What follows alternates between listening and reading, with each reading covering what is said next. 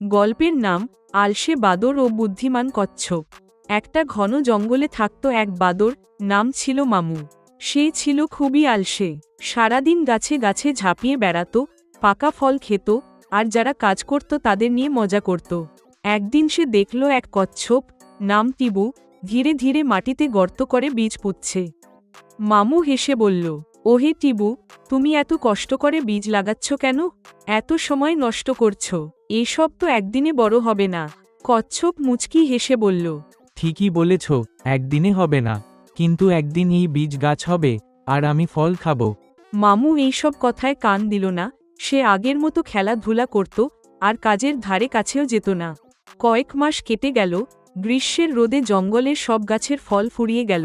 মামু খুঁজে খুঁজে ক্লান্ত হয়ে পড়ল, কিন্তু কোথাও কিছুই পেল না। তখন সে দেখল টিভুর বাগানে ফল ধরে আছে গাছে, সেই গাছগুলো যেগুলো টিভু নিজের হাতে লাগিয়েছিল। মামু কাঁদতে কাঁদতে বলল, ও টিবু ভাই, একটু ফল দাও না, আমি খুবই ক্ষুধার্ত। টিবু হাসল এবং ফল দিয়ে বলল, আজ যদি বপন করো, কাল ফল পাবে। আলসেমি কখনোই কিছু দেয় না। শিক্ষা, পরিশ্রম আর ধৈর্য একদিন ফল দেয়।